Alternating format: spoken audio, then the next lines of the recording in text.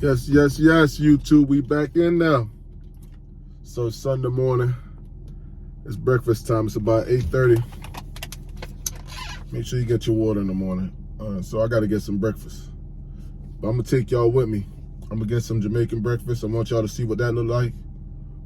There's some different options, but I want y'all to see what that look like. So yeah, man, stay tuned. And then we'll talk about what's next. Get your water.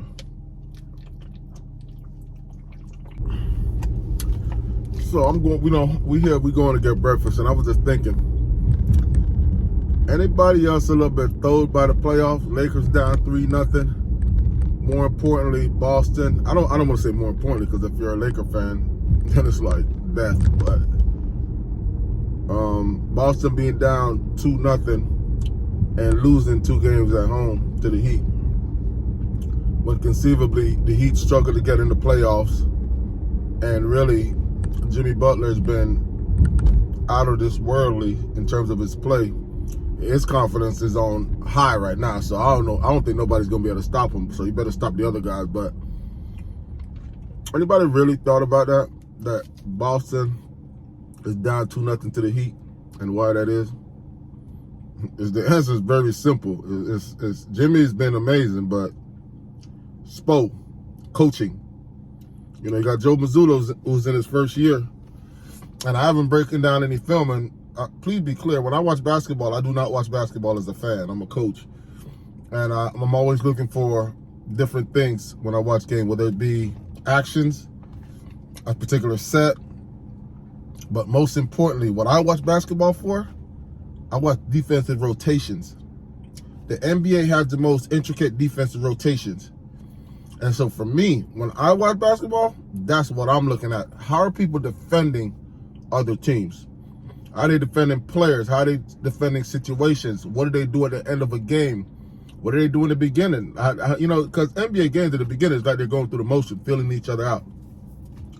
But in the meat of the game, you can see some pretty good stuff if you have the eye for it. But what I'm going to do, hopefully today, just for a couple of minute clip, is actually look at some action and see if I could see what Boston is doing and what Spo is doing and why there's a problem. Obviously, players have to make plays, and players, it's a player's game, but coaches have to put players in position. Please believe that. But we'll get back at you when we get this breakfast, and we'll talk a little bit after. Hey, real quick, I just want to give my thought on the Joel Embiid situation, and it's not a situation with the players. Big Perk went out, and I did a little meme. I was just playing with that meme. I have no idea how to do any memes, and he was talking crazy about Joker, like almost like it's fake. He's padding his stats, and the truth be told, 2 years ago, before Jamal Murray got hurt, it might have been. Listen, I thought Denver was the best team in the league. Then Porter Jr. got hurt, and listen, I thought this ain't no surprise to me. I was calling Denver as the best team in the league a couple years ago, and then things didn't fall their way, because you do have to have some luck. But let me tell you something. If you really break down the film, and I'm going to say break down the film because you really have to pay attention. Don't watch as a fan. Joker's a bad man, and there's really nobody that can stop him. So when you got a player that's that efficient and that effective, and we're sitting here saying nobody can stop him, and you got to scheme as hard as you do to slow him down with the talent they have, good luck in the playoff trying to beat them. Good luck.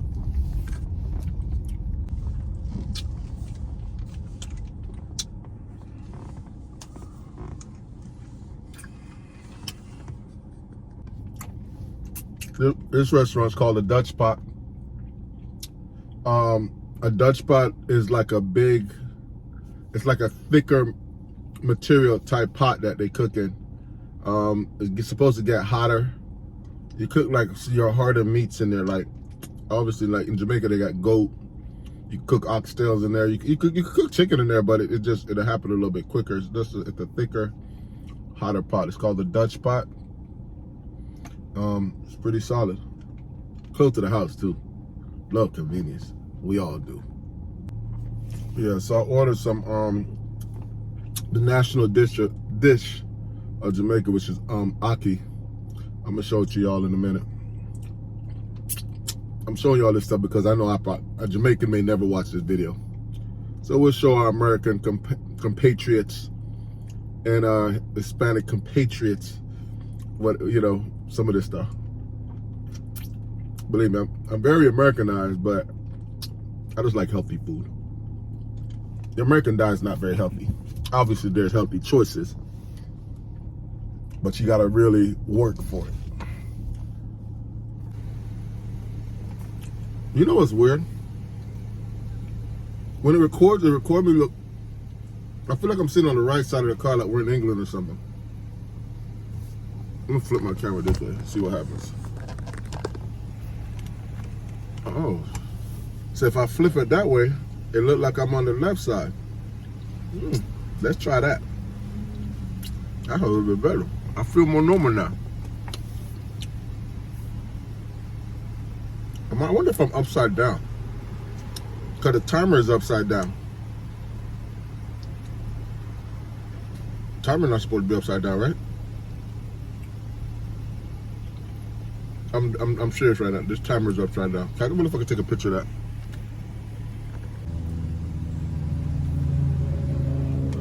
This is some bull. Finish it off. Yeah.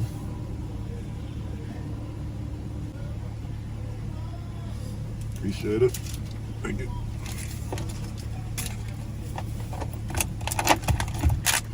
Thank you. Hey man, you know what? I think I've kind of. Oh, but as soon as I said that, the sun came back in the way. Oh, this works. Put my hand there to block the sun. Yeah, I think I kind of figured out this camera thing. So I'm always looking like a caramel. And yeah, it's some filter thing. So I've been playing with it a little bit this morning. Not really playing with it, but like, let me see if I can get a little bit more intelligent. This look more like my actual complexion. I don't feel like I'm glowing. Nothing wrong with glowing if you're a female. I ain't trying to glow. I'm not trying to glow. Uh-oh, student driver. Student driver, let's go have some fun with a student driver. This is a student driver. Let's go break all the rules with a student driver. Let's go run past her. The guy's probably like, don't do what that guy just did. I'm just gonna go back by and see if I see him. No good situation. Look at my student driver over there. He's looking over here. Yeah. Let the unboxing begin. I should do the unveiling. Let me do an opening. Dun dun dun dun. Ah! All right, so you have the ackee. This is, oh man, that look like cornmeal. I do not like cornmeal dumpling. Dumpling, that's a lot of carbs though. Some sweet plantains, some yam, and banana. Listen, delicious. It's all natural. All this stuff is natural occurring, except obviously this is flour dumplings or cornmeal dumplings. So you don't want to eat too much of that because that's carbs. You know, it's funny. When I was younger, you know, we eat all this crap. Well, obviously, I'm gonna be honest with you. I would say the thing for me that determined how I eat is my resources and my and money. So yeah, let me show y'all what the ackee looks like. You know, it's this yellow thing. I'll see if I can show a picture how it occurs. If you eat these things and the things are not open, that they're growing, you'll die, maybe. You don't want to die before your time, do you? Y'all see I survived the shrimp. All you people, make sure y'all watch part 2 of the day. Spend a day with me, spend a few hours with me. Bananas, green bananas, these are green bananas. Naturally occurring.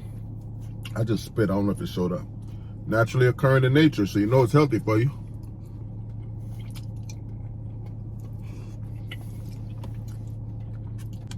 Man, that guy's knees like weighing.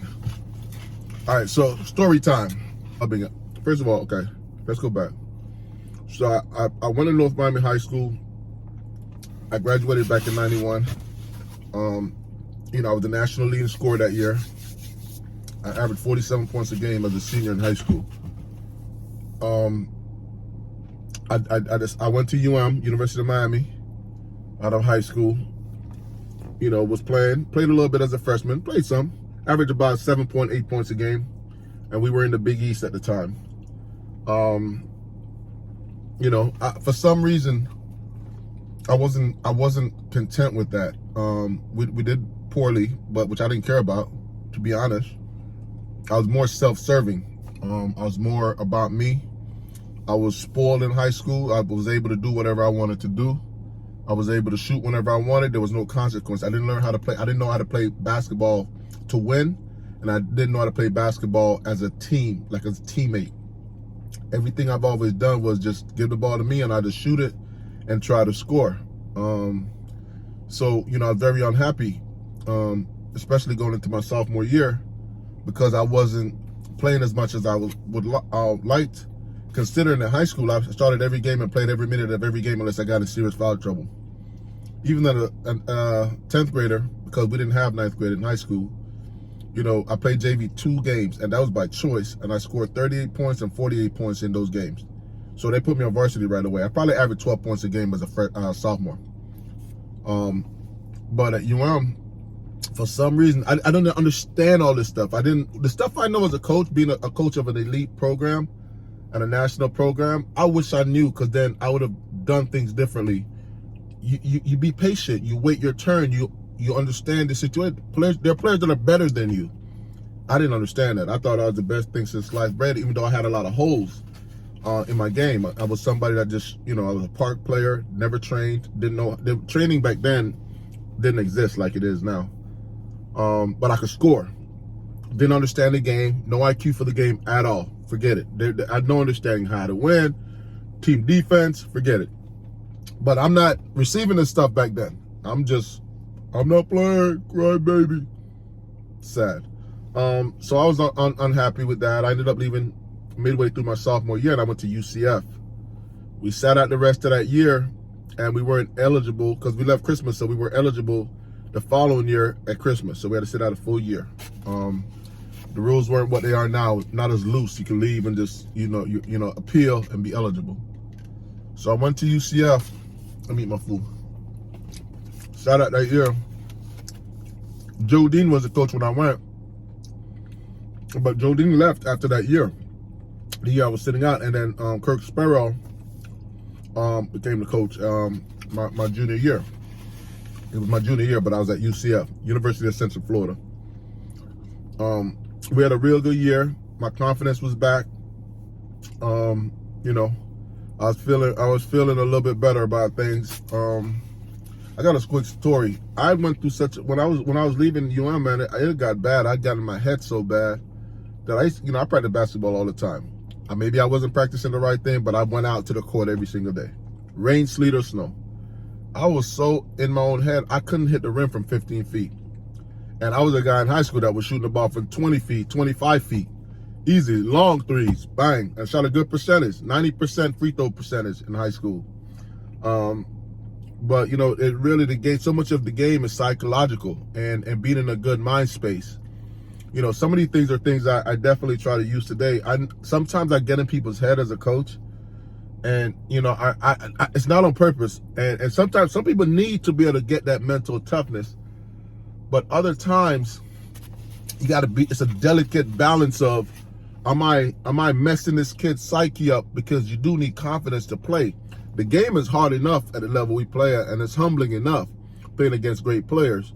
The last thing a player needs is a coach that's taken away from that. Now, some coaches try to mess players up because they have another agenda, another kid they want to play or whatever it may be. So they'll try to mess you up. But, I got my confidence back my junior year at UCF. And we went to the NCAA tournament. We won the TAC. College of Charleston was probably the best team in the TAC that year. They had a kid that was the player of the year in the conference. I was the newcomer of the year. my junior year in the conference. At the time, we were in the Trans-American Conference, or the TAC. And yeah, we went to the NCAA. We won the conference tournament.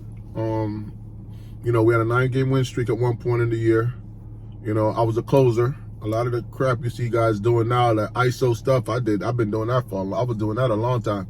My biggest weakness was I was not a very good ball handler, and I had no IQ, no decision making, but I could score. You know, so we won the conference tournament. We played in the NCAA tournament as my junior year, and then we played Purdue. Purdue was the #1 seed. We played them at Rupp Arena against Big Dog Robinson. When Big Dog Robinson, Glenn Robinson, was at Purdue, they beat the brakes out of us. It was the easiest 30 I've ever seen a player score. And that's what happens when you don't get exposed. So all you people, keep your kids in the little mama pops. Don't go see that real talent. Your kids in the little mama pops. Don't go see that real talent.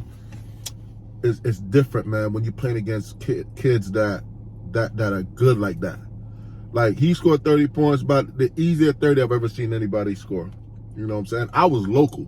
I was a kid that played at the park, went to a school right here. You know, I just came in and just did my thing. I averaged almost 8 points a game as a freshman. I was unhappy as a sophomore, wasn't playing that much. You know, when we went to the tournament as a junior, and I was like, wow. You know, but that's different. That's a different level of talent. But yeah, man, my senior year came around. You know, they had promised us rings, and you know, at UCF, and you know, the rings were delivered when the start of the season came, and we actually boycotted the start of our season. So I got a little bit of a rebel. I mean, we didn't even start the season practicing well. You could not go to practice until they fulfill their promise of giving us conference championship rings. So, you know, that didn't last but a couple of days. But yeah, let's just say that messed up our relationship. Definitely my relationship with the coach, because they thought I was the one that came up with that, but I wasn't. But I'm not putting nobody on blast to say who came up with that idea. But I took a lot of the heat for that, because I was supposedly the best player on the team. Which I probably was, but that UCF team was a really good team. I mean, Big Vic Saxville, Big Eric Walker,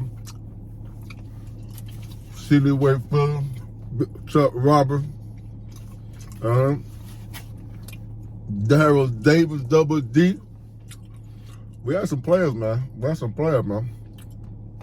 P. Butts. Yeah, man, we had some players. Nice little crew.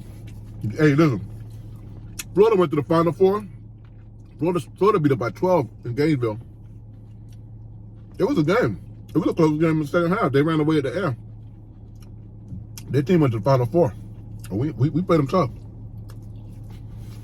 But